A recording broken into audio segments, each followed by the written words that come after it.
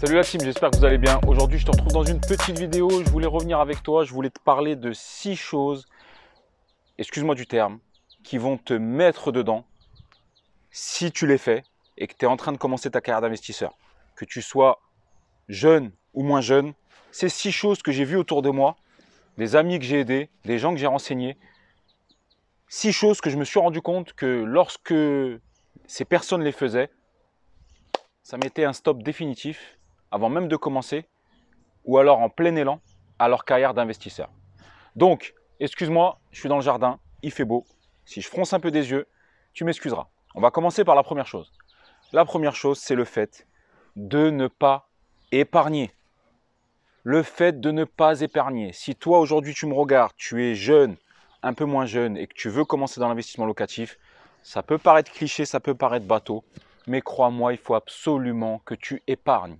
Il faut absolument que dès que tu as ta paye, tu mettes ne serait-ce que 100 € de côté. D'accord? Je ne vais pas te parler des fondamentaux qui est de dire on met entre 10 et 20% de ce qu'on gagne de côté. Mets 100 € de côté. Mets 50 € de côté en début de mois sur un livret ou autre. Et essaye de ne pas y toucher jusqu'à la fin du mois. Mais vraiment, peut-être que les premiers mois, tu vas y toucher vers le 20, 25. Tu vas aller les repiocher. C'est pas grave. Au moins, tu as fait l'effort de mettre de côté. Au bout d'un moment, peut-être le deuxième, le troisième mois, tu vas dire cette fois-ci, j'y touche pas. Tu vas mettre 100 € de côté et tu vas pas y toucher. Et ce sentiment de satisfaction que tu vas avoir de finir le mois en ayant mis 100 € de côté, une espèce de fierté personnelle, c'est ça qui va commencer à te faire passer le cap et commencer à épargner. Donc il faut que tu épargnes, c'est très important pour devenir investisseur, pour continuer dans l'investissement. Peu importe le niveau aujourd'hui auquel tu es, si tu es débutant, commence par épargner ne serait-ce que 100 € de côté sur un livret. Le fait de le faire, ça va déclencher quelque chose chez toi. La deuxième chose qui, selon moi, te met dedans et donc surtout à ne pas faire. Je vois encore aujourd'hui des gens autour de moi, des très proches avec qui j'ai parlé il n'y a pas longtemps, et s'ils regardent cette vidéo, je pense qu'ils vont se reconnaître et j'espère qu'ils vont la voir parce que je te le dise en face, que tu le vois en vidéo, peut-être que chez toi, ça va développer quelque chose. Débloquer quelque chose, pardon.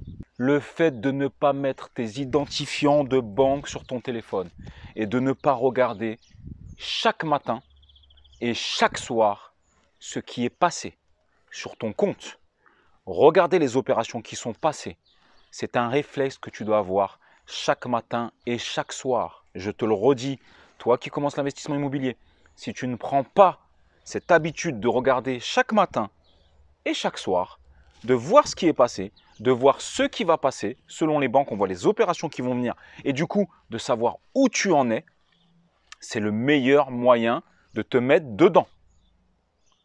Comment aujourd'hui, en 2020, il y en a qui n'ont pas encore leurs identifiants sur leur téléphone pour faire leur compte?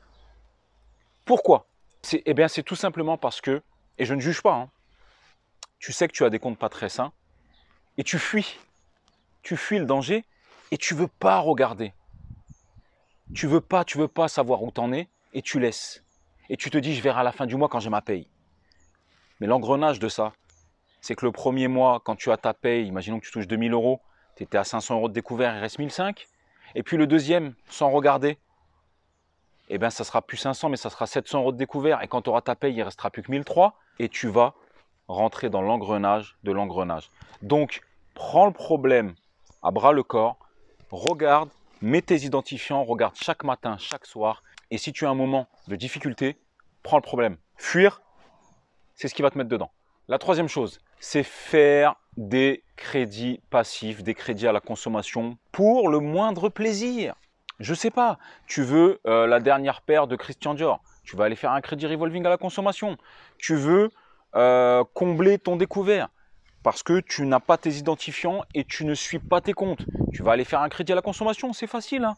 Carrefour, une pièce d'identité, 2 fiches de paye, on te donne une carte, ça te débloque 3000 €. Mais est-ce que tu as vu les taux d'intérêt là-dessus? Est-ce que tu as vu les taux d'intérêt immenses et énormes? Ne te fais pas d'illusions. Ils ne te font pas de cadeaux, même ce que tu vois à la télé là.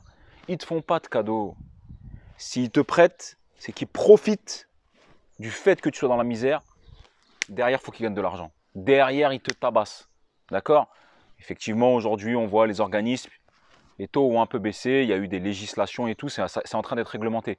Mais voilà, dans l'absolu, te servir, parce que c'est facile d'aller se faire un crédit, un Carrefour, etc., Sofinco et autres, pour répondre à un besoin immédiat d'une nouvelle paire de baskets, d'une nouvelle voiture ou autre, c'est le meilleur moyen de te mettre dedans et de bouffer ta carrière d'investisseur avant même de l'avoir commencé, ou alors si tu étais parti sur un bon élan, de la stopper en plein essor.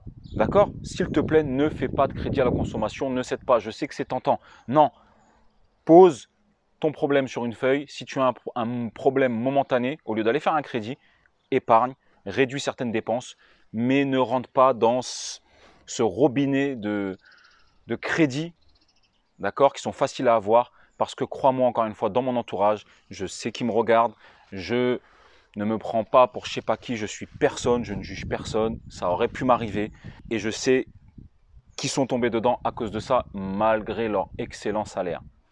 Déshabiller Paul pour habiller Jacques. Ne fais surtout pas ça. Quatrième erreur qui peut te mettre dedans si tu es déjà investisseur, c'est par exemple ne pas payer tes charges de copro. Te dire, ça m'est arrivé. Ah, j'en ai marre, c'est quoi cette copro? J'en peux plus, n'importe quoi, c'est mal géré. Première chose, si c'est mal géré, t'as qu'à aller aux AG. Arrête de dire toujours c'est la faute des gens. C'est pas le syndic qui est venu qui a dit bon aujourd'hui c'est moi, je suis syndic de cette copro. Vous avez voté pour eux. Tu n'as qu'à aller aux AG. Dis-moi la vérité, est-ce que tu vas aux AG? Sincèrement, est-ce que tu y vas tout le temps? Est-ce que tu y vas au moins une fois sur deux? La plupart, non. Deuxième chose, tu n'as qu'à te mettre au conseil syndical. Le fait de te mettre au conseil syndical, c'est quoi? Tu as accès à toutes les factures. Tu as accès à la vie de la copro. La personne du syndic, tu l'as directement. Tu es dans le conseil syndical. Ça ne te demande pas grand-chose comme boulot. Juste à accès, généralement, moi j'y suis, on est sur un groupe WhatsApp ensemble, conseil syndical de la résidence machin chouette. Et du coup, qu'est-ce que vous pensez? Tiens, là il y a un nouveau devis, qu'est-ce qu'on fait? Au moins tu sais où t'en es. Le fait de ne pas payer tes charges de copro, encore une fois, pour fuir le problème, dire oh, premier appel, je ne le paye pas. Non, je ne suis pas d'accord avec eux. Tu leur parles pas, ni rien, tu ne payes pas. Deuxième appel, ah bah j'ai la flemme, déjà que j'ai pas payé le premier. Deuxième, ouh là ça commence à me faire beaucoup, 600 €. Troisième appel, 900 €, puis tu laisses tomber, hop, tu mets ça dans un tiroir. Et puis derrière, il y a des frais. Il y a des frais qui s'engendrent. Et encore une fois, tu fuis et tu mets ça dans un tiroir et tu arrives à 3 000 € ou 4 000 € de dette copro.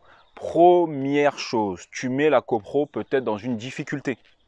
Et qui dit que tu mets la copro dans une difficulté? Tu te mets toi-même en difficulté parce que c'est ton bien qui est dans cette copro. Tu te mets à la difficulté pour la revente. La copro se dégrade. Tu ne pourras pas bien vendre parce que lors de l'état daté, on verra qu'il y a une dette copro, etc. Et c'est surtout, c'est que si tu arrives à vendre, la copro est prioritaire.